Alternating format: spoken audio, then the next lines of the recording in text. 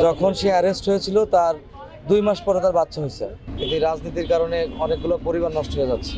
এক প্রকার ডিপ্রেশনে বাবির এই যে অনাকাঙ্ক্ষিত ঘটনা। ক্লিয়ার, আর কেউ ভিতরে আসবেন না, একটা লোক ভিতরে আসবেন না, একটা লোক না,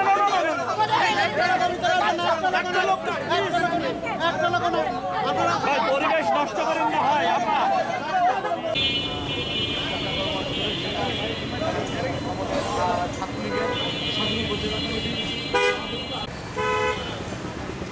আমার একটু ঠিক করে দাম ক্যামেরা ধরতেছি ভাই, এটা ধরো ওনার বলা না, তুই আসলি ওই কেন্দ্র কারাগারের ওই গেট পর্যন্ত ওটা পরে আমি ক্যামেরা ধরতেছি। দাও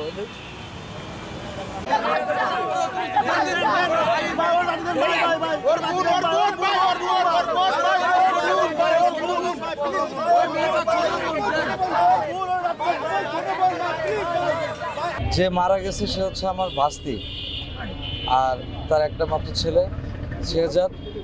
ওরা গতকালকে দুপুর 1:30টার সময় ফাঁকা বাসায় দুজনেই আত্মহত্যা করছে, এতটুকু আমরা জানি। পোস্টমর্টম করা হয়েছে, এটা পরে লোকমুখে জানি। তো আজকে আপনার পোস্টমর্টম করা হয়েছে, এটা পিবিআই বা যাদের কাজ এটা তারা এটা করবে। তবে মানবতা জিনিসটা এখন আসলে নাই দেশে। কারণ একটা দেশে রাজনীতি যে কেউ করতেই পারে, কিন্তু রাজনীতির কারণে অনেকগুলো পরিবার নষ্ট হয়ে যাচ্ছে।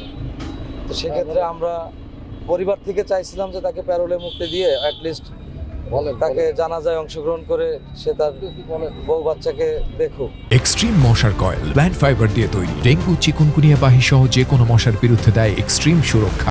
এবং তার সবচেয়ে বড় আক্ষেপ ছিল সে গত 11 মাস আগে অ্যারেস্ট হয়েছিল, এবং যখন সে অ্যারেস্ট হয়েছিল তার 2 মাস পরে তার বাচ্চা হয়েছে। আর সে খুবই মানে ইচ্ছা প্রকাশ করতো, যখনই দেখতে আসতো গেটে বা জেল গেটে, সে আগে বাগেরহাটে জেলে ছিল, এখন যশোরে নিয়ে আসছে। সে সবসময় চাইতো তার বাচ্চাটাকে যেন সে একটু কোলে নিতে পারে। সবসময় আক্ষেপ করে বলতো যে আমি আমার বাচ্চাটাকে কোলে নিব। এবং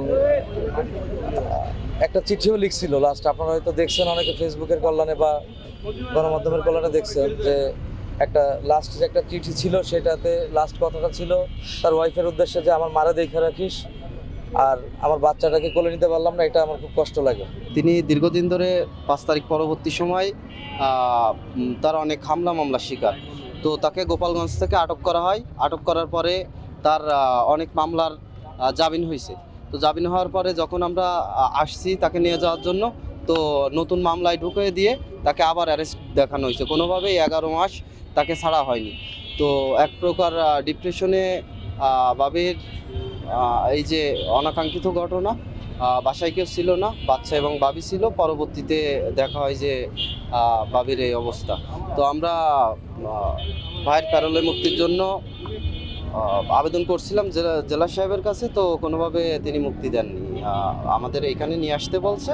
তো আমাদের তো অনেক ভোগান্তির ব্যাপার।